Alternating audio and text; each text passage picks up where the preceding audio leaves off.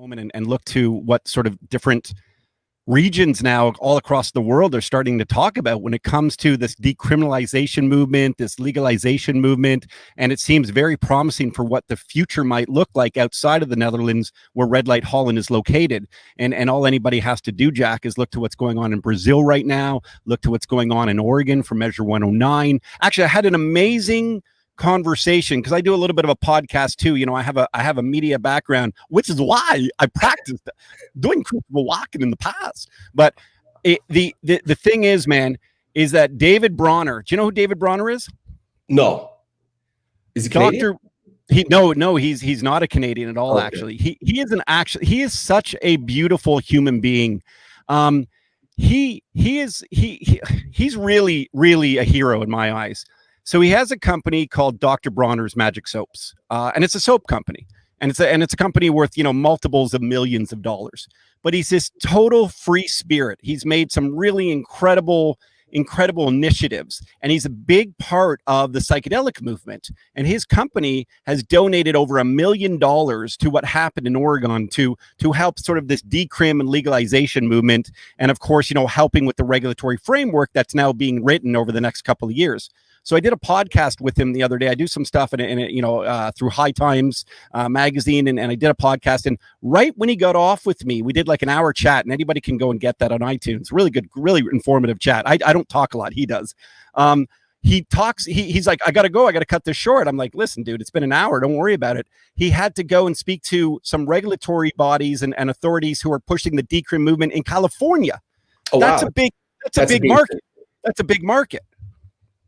Yeah, that's a game changer. So, you know, 2021, I mean, this year is really, I mean, I think this is going to be the inflection point, like the first inflection point of when, you know, the psychedelics are about to go mainstream. Like you have the ETFs coming out, the psychedelic ETFs, which is, you know, step one. You know, once the ETFs come out, that makes the sector, you know, legit. And I think, you know, we're starting to see again, Oregon, you have to talk about California, you have some other areas. You have there's you know, maybe they're not, what is it? You have the decriminalizing. Basically, it's kind of where cannabis was a few years ago, you know, just right when things were about to start, you know, just before mainstream. And probably next year is when, you know, everybody's grandmother is going to be taking, you know, microdose. This year, it's just going to be the early birds. But next year, it's going to be everybody's grandma, you know, taking microdose. You say that, Jack, and when I went to the Netherlands. It's because, you know, I think what's interesting, this is what I just read. This is fascinating. You know, this whole COVID thing, it really is changing society a lot. And I think it's going to have a lot of, from what the research I've come across is that you're going to have a lot of people that are going to be turning to microdose and psychedelics as, you know, to solve it, you know, whatever problems they have, you know, psychologically, because it's really screwing people up. Multiple, you know, aspects of it. It's show and tell day on the Wall Street Reporter, right? Is it show and tell day today? Yeah. So this is the thing, right? We're the people's company, you know that, and we're the company that's always come out very differently than I would say every other, maybe not every other, but like 97% of other psychedelic companies, where we said we're going to the Netherlands. And we're dealing with a product that we can deal with legally right now, which is magic truffles. And if you're new and haven't heard of the company, we're selling them as iMicrodose packs. iMicrodose is our branding. You can see it right here. This isn't the show and tell part, but and the reason why I have a mask on is because I'm quarantining in St. Vincent. And I'll tell you why I'm in St. Vincent. I'm not vacationing, although it is a beautiful view. I wish I was vacationing. I'm working very hard. I need a vacation, but I figure I got a year before I take one. And so we started in the Netherlands by saying we are providing access through magic truffles that we are growing in our facility in Horst. And we grew our first batch, and now we're growing a second batch of 1 million grams, might I add, and expected 1 million. And we have always come out and said that we are providing access now. And a lot of people are like, whoa. And we're like, hang on a second. We're doing it responsibly. We're doing it with education, and we're doing it with information, and we're doing it with technology through virtual reality experiences, through augmented reality experiences, and through a wisdom truffle. And you can look all that up because I don't want to get into it because it's very long-winded, but very cool. But one thing, back to what you're saying about mental health. We sell merch, by the way. We expect merch to be about 20% of our revenue stream at some point. That's sort of our goal here, extra alternative revenue streams. And look at this. Look at this. I wrote this just today, okay?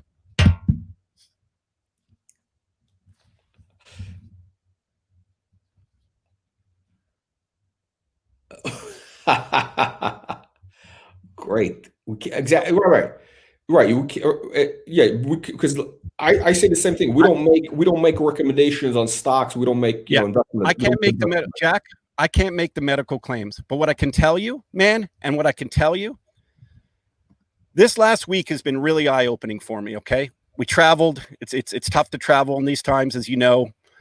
I'm reaching out to so many people on social media. I joked that I'm going to do I want to interview people, I said, I didn't joke, but I just kind of put it out there, who microdose. The overwhelmingly amount of responses I got from individuals to say, I want to talk to you about microdosing. I want to tell you about, I don't care that I'm doing it illegally because I'm not getting your product, which I would love to get in the Netherlands. We are now recording these. I've recorded 4. We're going to record. I have another 20 lined up. We're going to record a ton of them. To hear regular individuals, a guy named David, a guy named Rob, an individual named Rowan, who I've interviewed already. These stories, I can't tell you these stories. I can just listen anecdotally what people are telling me about microdosing and how it has helped them tremendously. And I always say this, Jack, beyond what we want to do as a company, and we're sitting at a market cap now at about 125, 130 million, and beyond what this product that we're already producing, and beyond this expansion globally that we're looking into in Brazil, in St. Vincent, in Oregon, will things open up in California one day? What's going on in Canada? As we saw, precedents are being set, and we hired a public affairs team to try to start to speak to the government about how Red Light Holland can maybe represent. We publicly disclosed that. Most importantly, beyond all of that, it's about people, and we need to take care of people now. And I single-handedly started day one with this mission, and now have got a whole whackload of unbelievable Red Light Holland supporters who get this message about providing access without making the medical claims, but for looking out for people. And I'm telling you, man, you know what it feels like to me, Jack? I don't know if do you ever watch, do you ever or follow Barstool Sports? No, but I've seen the guy. I've seen the thing. Yeah. Dave Portnoy's awesome, right? Because Dave Portnoy never backed down on who he is, and he grew a business from next to nothing as a small blog out of the Massachusetts area into now a really, I think it's worth $1 billion because Penn owns a big chunk of them, Penn Casinos and Gaming. And I feel like we're becoming the Barstool of psychedelics, because every day I'm getting messages that come in, they reach out to me, we're buddies. Listen, it's time consuming, but I love communicating with as many people as I can. And we're just really hitting individuals on a real empathetic and emotional level, which is real and genuine. And quite frankly, I love it. And I love hearing from everyone who's supporting Red Light Holland. And I think that this mission is only beginning. And by the way, we're sitting with about 12 million cash that's unaudited, but we did release that back in December. We're doing another deal right now that it looks like was a bought deal from 5 million upsized to 8.5, anticipated to close in a little bit here, and that puts us at call it 22 million potentially. If we get to these numbers, I always think to myself, what would have Dave Portnoy done starting off a business with $22 million as opposed to growing it? This is really significant for our company, and I can tell you, man. If you think of us as the Barstool of psychedelics, I'm confident with that, and I'm proud of that. And thank you for everyone who's reaching out to me all over Canada, all over the United States, all over the world, saying, Todd, thank you for speaking as a regular person, not in academia, not a scientist, because the world's messed up right now, and without making medical claims, we want to do whatever we can to help it.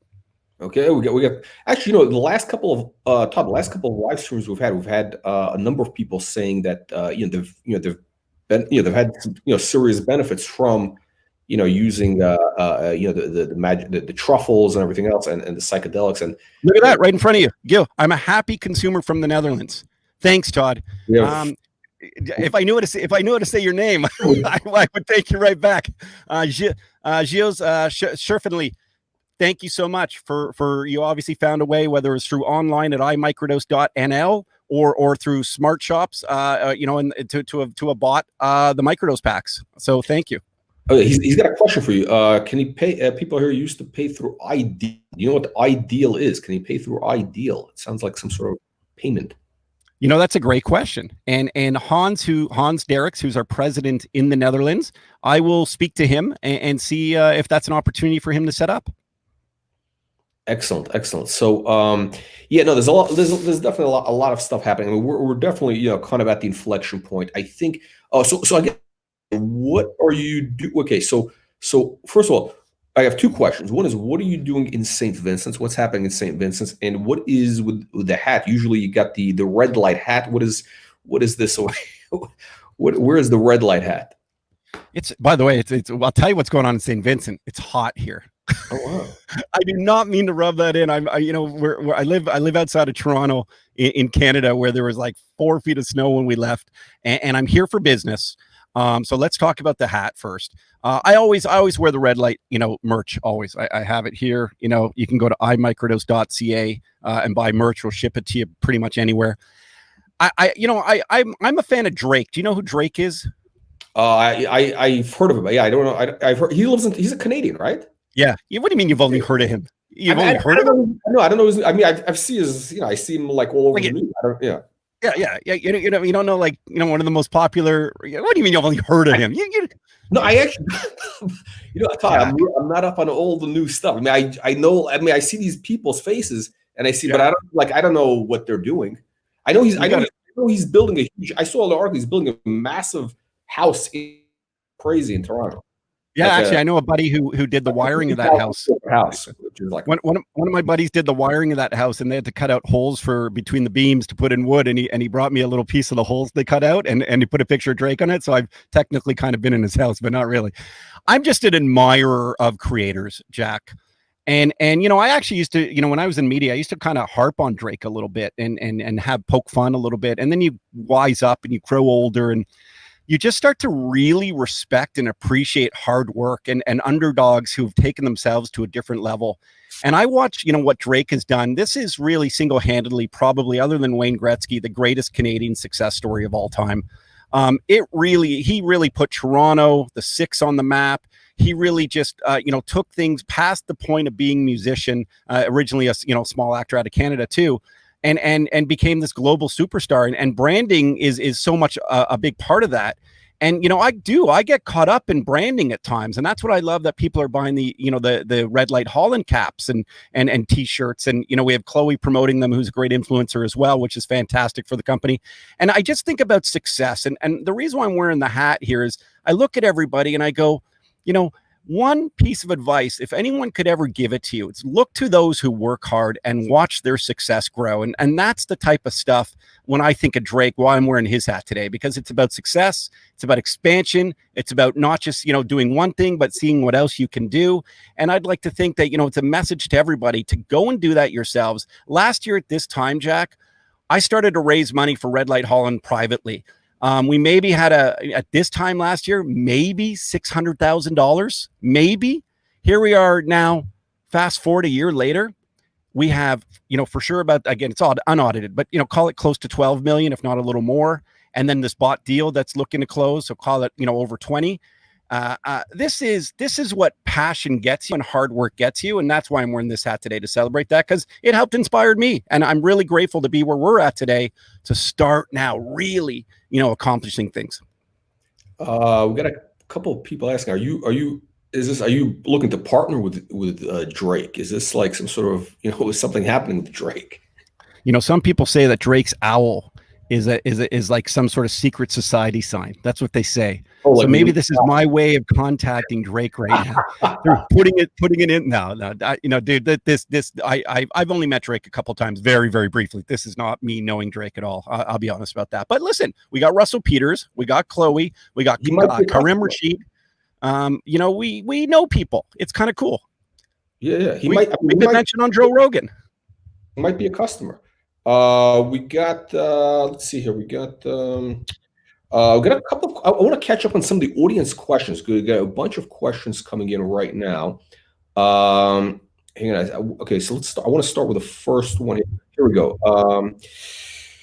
What's happening with the first 1 million grams of truffles? And I don't know how to pronounce the name, but he's saying that maybe MindMed would be a customer for this. I wouldn't say that MindMed would be a customer of it. The intentions, and all you have to do is look at our MD&A filings for the 1,000,000 grams, is to distribute as our iMicrodose brand or as wholesale. That we're obviously growing. We have the know-how and the expertise. We've started the first batch, and we grew that successfully, and now the second batch. So yeah, that's sort of the intention for that. Okay, here we go. Let's we got questions here. We got a super chat, Canadian super chat. Mikey is asking, do you see Red Light Holland getting on Nasdaq? Oh, I think we're getting a little ahead of ourselves. We got to get this. It's really interesting to me when people always ask, are you going on the Nasdaq? Why do companies go on the Nasdaq? And a lot of people don't realize when you start to uplist and go to other exchanges, that costs the company a lot of money. A lot of listing fee money, a lot of legal fee money. And I just don't know always if that's the responsible thing to do. People think maybe it gets you more exposure, maybe it gets you with the big institutions and stuff. Quite frankly, I'm very, very happy to be where we are right now, because what does a company want to do when they're in this growth stage? You want to preserve as much capital as possible. And clearly we've proven that, some of the bankers are coming to us with bought deals anyway. So these uplisting things, sometimes I think they're misleading. And I think it can be a dangerous game, because why would you want to spend more capital than you have right now as opposed to using it to grow the business? Yeah. No, I mean, it's a little early, but I mean, look. I mean, I don't know, a year from now, the stock is moving. You've got revenues coming in. Lyndon is asking, what are your thoughts on putting organic or non-GMO on the microdose packs? That could have branding and possibly get more countries to legalize. Well, it's interesting when it comes to more countries to legalize. We, like I said, we hired a public affairs team. Doing a bit of lobbying there. Our packs, we're very pleased with the way our packs look, and it's our first generation pack. So if you think of an iPhone, the first generation iPhone, things will evolve and things will change. And, we did it affordably, we did it quickly, and we think it looks unbelievable as an iMicrodose pack. It has contraindications on it. It has recommended, consumption. It talks about, obviously, just, like a whole slew of things in a leaflet in it that is not, and it's unheard of the way they sell truffles right now. So I think that over time, let's focus on selling the iMicrodose as it is. And of course, like I said, it's a Gen 1, and everything evolves. So Todd, what, okay, so you got about, I don't know, was it 22 million sitting in the bank, or going to be sitting in the bank approximately. Last time you were on, we had you with Bruce Linton. This was one of our, one of our most watched videos of 2020. It was, that was a fantastic video. So what is Bruce, what is Bruce recommending you do? How to deploy this growth capital? Yeah, it's a very good question, Jack. And it's interesting, right? So you file a lot of stuff when you do these bought deals. So you can look at the preliminary prospectus when it talks about use of proceeds. So we've already kind of shown people like this is what we're doing. So I'm in St. Vincent right now. So when you're in St. Vincent, what are we doing here? Well, we're looking to acquire. We're in a non-binding LOI with a company called Mira Life Sciences that has a really unique psychedelic license by the St. Vincent government. And that's why we're down here to do our due diligence. So when we get this psychedelic license, if the deal closes, what will it allow us to do? Well, it allows us to cultivate, to extract, to process all sorts of plant-based medicines. Again, we're not talking about synthetics, right? We're talking about plant-based medicines here. So we can work with potentially ayahuasca, peyote, ketamine, MDMA, psilocybin, of course. So you want to build a lab. So we want to build a top-notch lab. You want to have personnel within the lab. So that's one of the goals that we have. If, of course, we get to that point where it comes to fruition, there's still a due diligence phase. These things aren't always easy. Just so people know on my end, people expect things to happen overnight. There's a lot that goes into closing deals. And listen, we're working as hard as we can to close deals, including, traveling in a time where most people are afraid to travel, because I'm representing all of my shareholders to say, I'm not just making an announcement, I'm out here trying to close a deal. So we're looking forward to using some of the funds for that lab. Oregon's the same thing. We talk about working with Halo Labs, which, and I'm a big fan of Halo Labs, by the way. And here we are creating a joint venture. You use some use of proceeds there to set up a facility in Oregon. Brazil, we've announced Brazil. So there would be some funds dedicated to Brazil. Think about global expansion. Marketing. Listen, I'm a big marketer. I think everybody can see that already. Marketing is a really key piece to growing a business and a consumer goods product and selling it. So, there will be funds used for that. And to be honest, man, we run a really tight ship, Jack. Our, burn rate is really, really great. I'm so proud of our team, and it's a very small team. We're going to look to increase personnel. In fact, I was thinking about, I don't know how I do this. Like, if you want to work for Red Light Holland, seriously reach out to me. We will be looking for people. And you might have qualifications that I'll be looking for anyway, or we as a team will be looking for. And what I want is someone who's watching this is passionate about it and wants to work for the company. Because if you get passion plus work, that's where you get your best results. Not just someone on a resume who finds you because you filed it and posted it somewhere. I want someone who's passionate to change the world potentially, which is our mission. Todd, let's jump into some audience questions. We got a couple minutes here. But so St. Vincent, this deal is going to be wrapping up soon. We don't know when, but soon. Listen, I have to quarantine. Okay, so I got, I think, another 10 days or something on quarantine. They come and they give you the tests, and they stick the thing up your. It's like it's like a lot.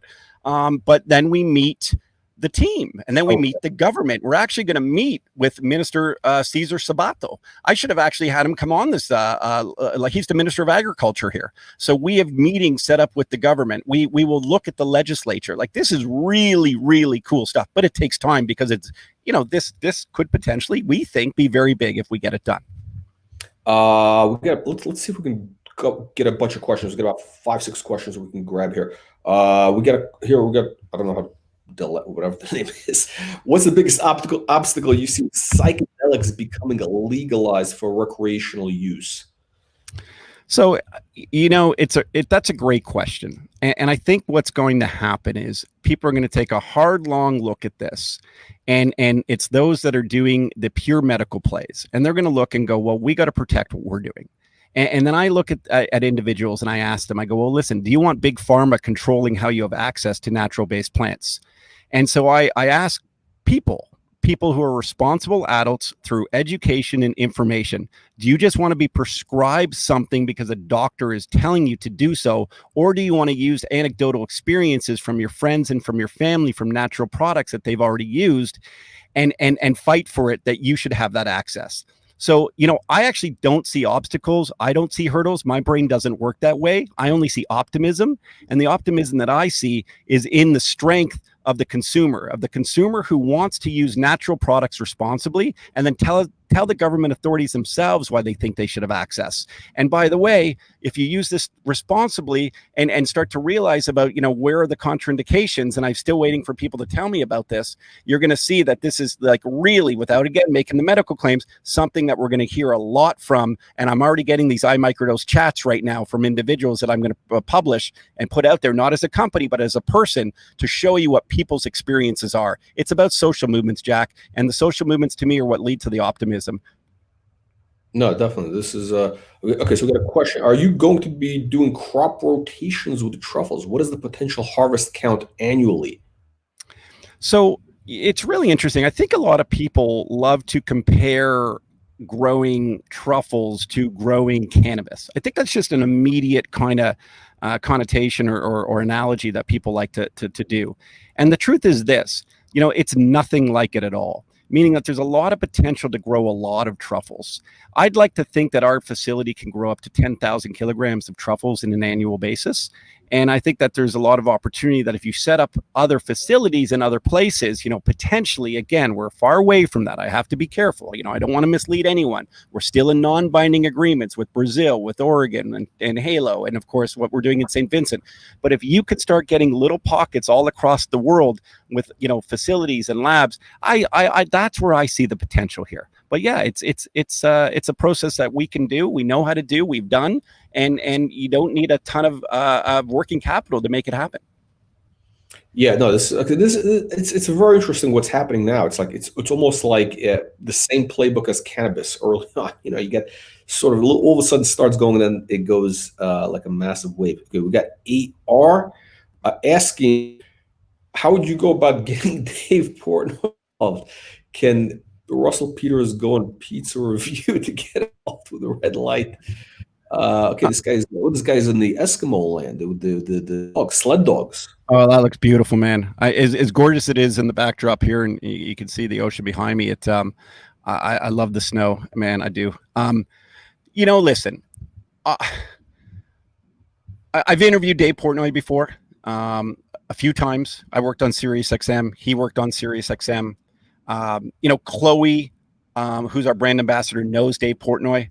I'm not hinting or alluding that Dave Portnoy is in this kind of, hey, how can he help Red Light Holland? I'm not saying that at all. I'm just saying that at some point, you think about connections and celebrity connections, and is there a fit? And of course, my mind always likes to think about any individual on this world who potentially has some sort of fame, because that's what drives branding these days. We all know that could help out. Could it happen? We're not talking. But could it? I mean, there's potential. Again, I'm an internal optimist. I think there's potential for anything in this world. And of course, on his side, if you were to talk to Dave Portnoy and the person who asked the question knows him, he would say, well, what's the price right away? So, if there's a right fit for anything, you never know. Dingy's asking, when is Kareem Rashid going to release the magic truffle design? Or I guess not. It's the, what do you call it? It's the wisdom truffle. Truffle. So I should even show, can I do this? I can maybe even show first. I don't know if I'm allowed to do this. Yeah, I'll do it. I don't care. I'm going to show first drafts. Can I do that through my phone? Yeah. Let me see here. I'm trying to do this real quick. So we're going through, actually it's second drafts right now. We are working closely with, it's actually Karim, like Karen, but Karim Rashid. I always got the name wrong too. The other day he's like, Todd, it's Karim. I'm going to pull out what I can show you. We have first, we're going through these great drafts. It's like super cool about the tech that we're going to, look to put in it. I don't know if you could see, like there's some drafts there. So, I don't want to give too much away, but, we're working very diligently on that. And I think we're expecting, in terms of it being manufactured and produced by the end of the year. Todd, I think we just lost, we had a lost connection for like a second here. Okay. The video went, okay. So you were saying on Karim, how do you pronounce it? Karen. Like Karen, but M. What's happening there? When is he going to have the design? Yeah. So did you see what I showed you? As you were about to, okay. I showed like there's, I don't want to show too much. There's a lot of them, but it looks very, it looks very, this is really cool stuff. Like it illuminates light. It's going to have like, a place for your phone to hold in it, because it's all about encouraging an eye microdose lifestyle. What is that going to sell for? Well, we're going to have 3 sizes is the intention. So you're going to have a very affordable one to start. You're going to have a medium-sized one. And then, for the ballers, they're going to have a big one in like their super penthouse in New York. And it's going to be a huge conversation piece. That's the total intention here for this thing. I think something like this takes time to do it right. And when you're dealing with, one of the top designers in the world, you don't rush him. And I think I should know this offhand. If you check our MD&A, we either said Q3 or Q4 for anticipated release of 2021. I think we talked about this before, but this is like one of these things, what you're doing is actually very clever. Like you're kind of starting out with these sort of little branding, like, I don't know, it's sort of like planting these seeds in people's minds. And this could become like one of these collectible type things. It's like we talk about the Supreme that do these, again, I know Supreme, like I know, what's his name? Drake. I kind of vaguely understand, like, but I do see what it's this weird collective that have going on. It's like you're tying into that kind of culture, basically the subculture of the whole, I don't know, whatever you want to call it, the sneakers, the skateboards, that whole universe. You have to. Yeah.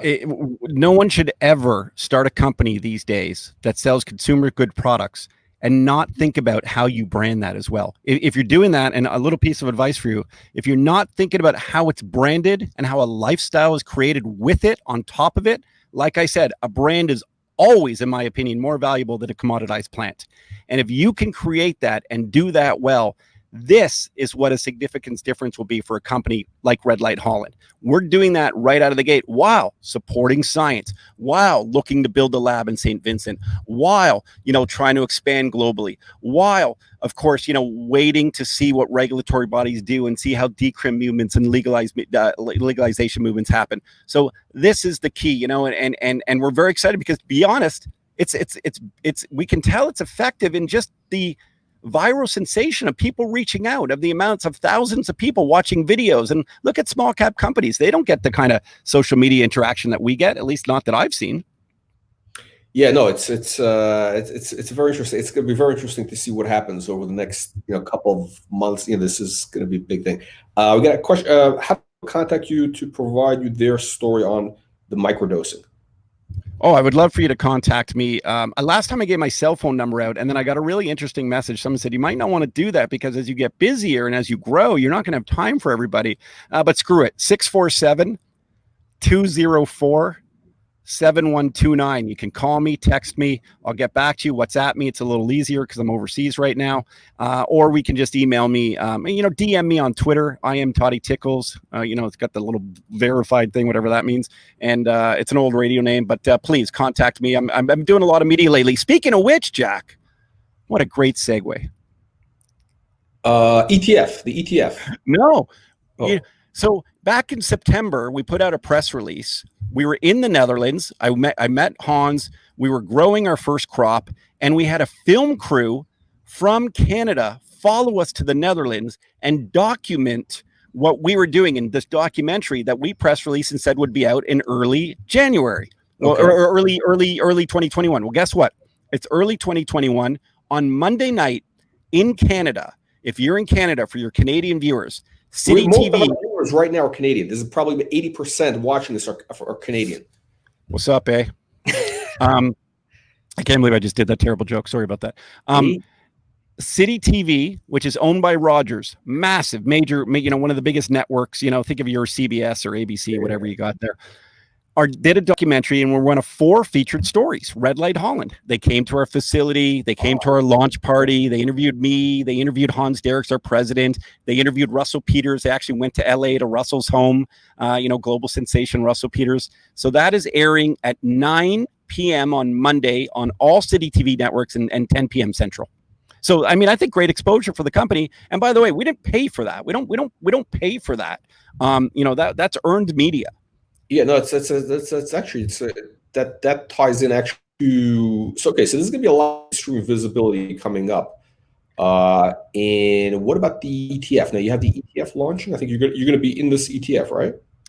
I don't know where the confirmation of that is, but I do follow what people are sending me, and a lot of people have been sending me that Red Light Holland looks to be a big part of this ETF. I know we fit all the requirements that was filed in their prospectus. I think it goes under Psych PS. What is it? PS I don't know. PSYK. PSY. I think it's PSYK. PSYK exactly. And so yes, I've heard, I can't confirm, but I've heard we're a big chunk of it. 8%, 9%. Again, I don't have confirmation, but if you look what's put out there on Twitter, that's exactly what's being told. And I know we definitely meet all the requirements.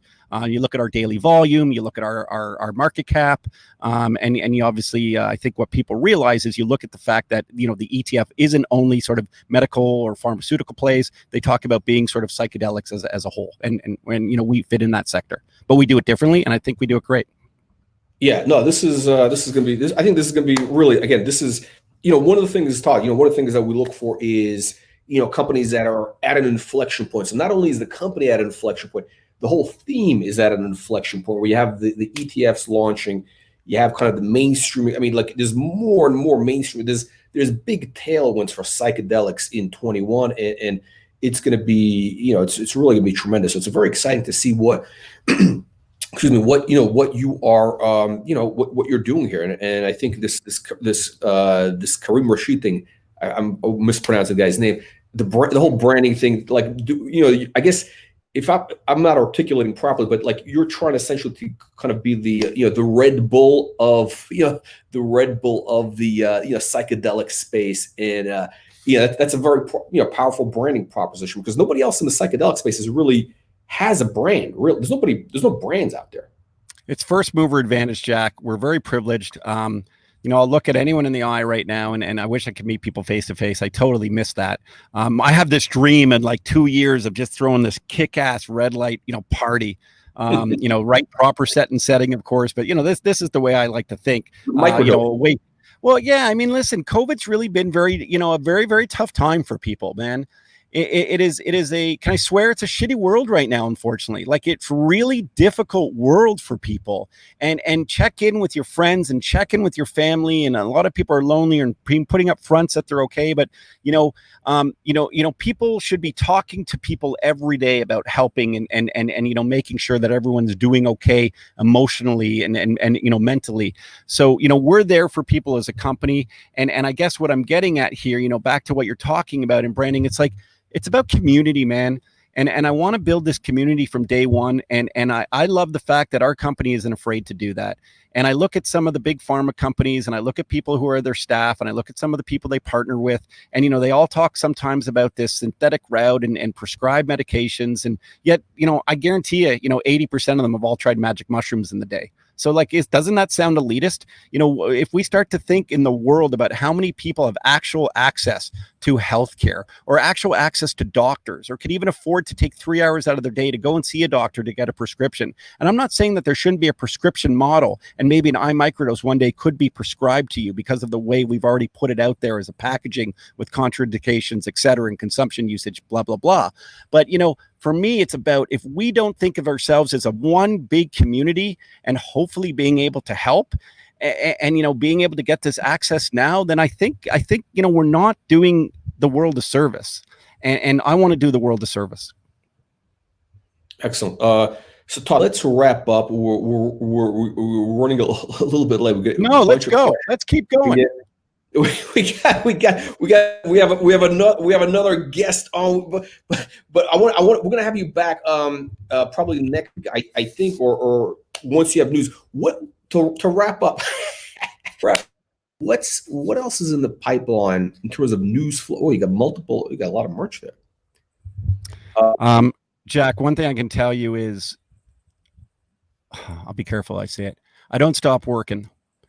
I don't stop creating.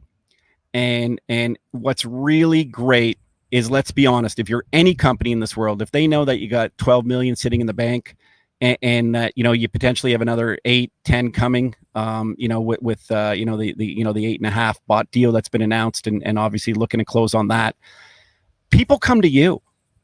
So think about it in anything in life. If you have more money than your buddies, they come to you to help, pay for lunch for them. So, when you have money and other companies know you have money and they're not public yet, they come to you. So opportunities continually present themselves. And it's my job as the CEO. It's Hans's job in the Netherlands as our president, and it's our CFO's job to really carefully weigh everything that's being presented to us. And on top of all the stuff that we've already announced, I'm really excited by the doors opening up and the avenues and this path to even more. And trust me, when I have that ability to go to the market and tell people things and do it without, this careful selective disclosure stuff that you have to be very cautious of, I will do that when I can. Yeah, and just, basically right now you're still wrapping up the capital raise, so there's a limit to how much you can talk about. Yeah. So I'm glad we had you back on. This is the first time we had you back on in 21. So it's good, Thanks, buddy. To get the update. We got a lot of people watching here, so I think, listen, anytime I can hang out with Christopher Walken for like 45 minutes an hour, it's like, it makes my day. This is I'm gonna make some extra. Yeah, what is he, in his 70s now, right? I think he's up there. Oh yeah. You're the younger. You're the Christopher Walken of finance, baby. Thank you, Jack. And thank you to everyone. I really mean it. I by the way, I'm a very anxious guy, just so you know. Okay. And sometimes you see my energy and it's anxious energy, a lot of it, especially when I'm in camera and it's always something I've been uncomfortable with, even though I did do it as a career before. And so, I guess what I'm getting at is, I really want to be as transparent as possible. I really want to be as open to all of you. And if you want to have more questions in an easier sort of setting where maybe, you know, the anxiety and the energy is a little bit calmer and we can actually just talk, I'm going to make my time for you. So if you have any follow-up questions, please reach out. And if it's not me, it's someone on our team that can talk to you. So thank you again. Okay, Todd, you know, I'm going to ask one last question because this is our standard, you know, standard question to wrap up with. You know, right now, you know, we have the cash sitting in the bank. You know, top 3 reasons for investors, you know, to consider red light Holland today, in your opinion. Well, listen, I mean, I think we have a path to profitability right out of the gate, and we've shown that with the product on shelves. And I think it obviously takes time to grow that product into, you know, potentially other markets. And if other markets open up the way we think other markets can open up, well, then I think it, you know, lends itself very well by being a first mover advantage. I think that, you know, we talk about branding, and if you like branding, and if you think of Supreme, or if you think of Red Bull, or if you think of Drake and October's Very Own, or any of these types of companies that have great branding that ultimately end up doing well, is that, you know, people end up telling people about brands, and then you save money as a company by having to promote that brand, by getting behind us, by the Barstool Sports of psychedelics. If you all get behind us, then you help us save money to grow that brand. So that's what I encourage, and I see a lot of people getting behind us. So that's number 2, and I think number 3 is, you know, I think that there's a human element to investing, and I think that there's a human element to companies. And, you know, I mentioned a guy like David Bronner earlier, and Dr. Bronner soaps, and I think there's a human element to us, and I don't think anyone should ever underestimate a human element. It's not to say that, you know, we don't want to have great bottom line and incredible revenues, but, you know, a human element is what grows companies in this day and age further than that old school, you know, khaki pants and you know, tucked in shirt and, you know, let's go to the private golf course after James. Like, no, it's about having a human element, and we have that. Excellent. Todd, on that note, I want to thank you. And, you know, we look forward to hearing and more. Expansion. I mean, let's talk about global expansion. I mean, I could get in, like, you know, if Brazil, there's a lot of people in Brazil. There's a, you know, if we get to these, you know, the goal is over the next few months here, you're going to see, you know, my goal is to have really lots of substance to talk about. Excellent. Todd, on that note, I want to thank you, and we'll catch up with you in the next live stream. iMicrodose.ca. Go get your hats. Microdose.ca. All right. Yeah, and if you're in Netherlands, iMicrodose.nl. Go and grab your microdose packs. Give us some reviews. Let us know what you think. It's all about you. You microdose because. And by the way, remember this, Jack. One more thing before I go, okay? And I'm going to start selling these.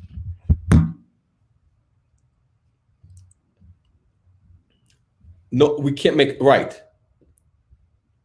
Exactly. Okay. Thank you. Have a good one. See you next one. Okay. Really.